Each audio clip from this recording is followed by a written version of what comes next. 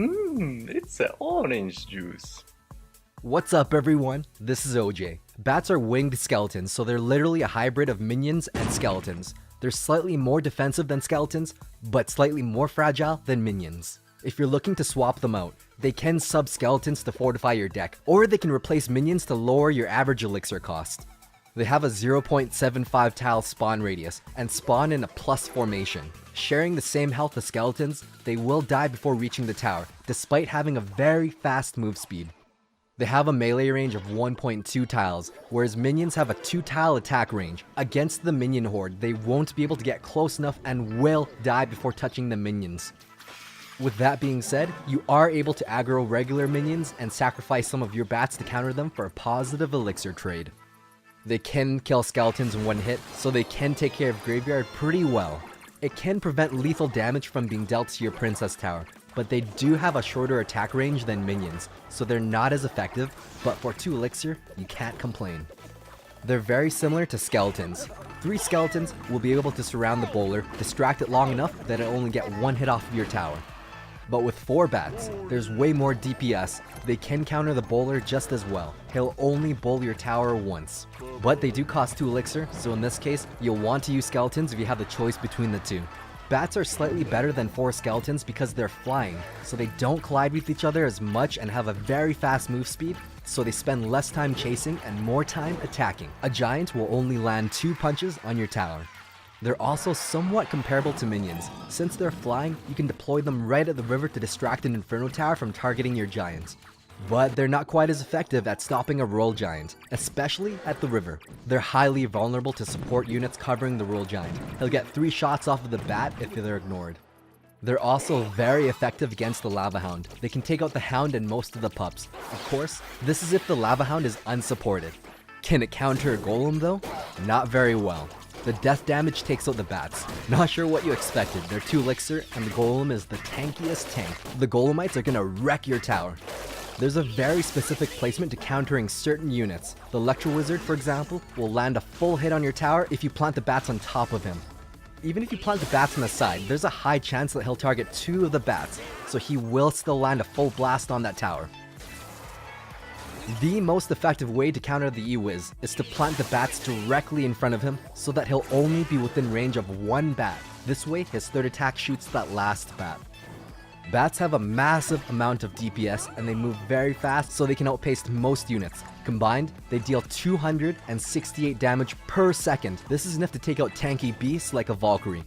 Even a mini P.E.K.K.A who has a faster move speed than the Valkyrie and over 1000 health will still be taken out by the bats. Again, with defense, placement is everything. A lumberjack has a very fast move speed, so if you plant the bats too high, they'll spend more time chasing and less time hitting. The lumberjack will strike the tower 2 times. The proper placement is to deploy them a little bit lower to anticipate the lumberjack's pathing. This way he'll only get 1 shot on your tower. Just like the lumberjack, the hog rider will get 1 hit off your tower if you place it in the center. He'll die right before he lands the 2nd hit. Deploy them too high and he'll be able to hit your tower twice. Placement is the key to success. This can seem really scary that these 2 elixir cards can counter practically everything, but at the end of the day, they're just flying skeletons. They'll die to zap in 1 shot for a neutral trade. Tornado deals 29 damage every 0.5 seconds, so it will kill skeletons and bats on the 3rd tick at 1.5 seconds. With splash ground units like a wizard, he has a large 1.2 tile splash radius. He will hit 3 bats, but you can prevent most of the damage from being done. With a baby dragon, since it's flying, you can actually surround it, but it will hit 2 bats in the front, then 2 bats in the back, so the baby D will land 3 hits on your tower. If you don't have any tanks to distract the baby dragon, it's best to let it attack your tower first before you deploy the bats. The baby dragon will only have blasted your tower twice. Timing is key. The Executioner is an interesting splasher since he has a totally different projectile mechanic. If you surround the Executioner, he'll take out 3 bats, then the last bat, and hit your tower once. But if you stagger the bat 1 tile to the side, what happens is that he targets that single bat, then the 2nd bat, completely countering the Executioner with 2 bats to spare. Placement is key. With the Witch, yeah, don't play bats until she's targeted onto your tower or tank. She's a skeleton bat killer. with fire spirits. Don't ever try to pull them with bats. Usually, a poor placement means that the third fire spirit will make it to your tower. Make sure to always plant them directly on top of the fire spirits, or the bat sacrifices will be for nothing. Just to reiterate, bats are winged skeletons that are literally in between 1 elixir skeletons and 3 elixir minions. They're extremely average, can counter everything, and keeps your average deck cost down. They're a highly versatile card that can fit all decks like skeletons and minions can. But that just means Zap has the potential to resurface into the meta. Without repeating myself, here are the rest of the interactions.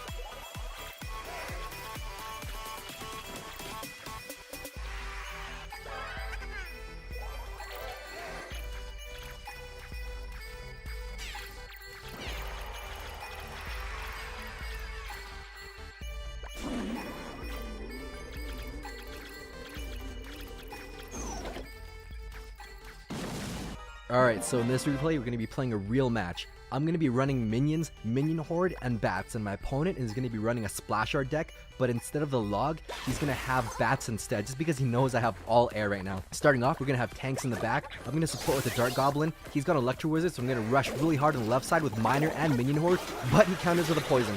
Dart Goblin does nothing, Electro Wizard escapes through, so I'm going to tank that with a Knight. Then the Knight's going to be supported with the minions behind. Oh, and the Tornado counters it perfectly, so the Dragon is going to be trouble, but I have my Ice Golem selected to counter that Baby Dragon perfectly.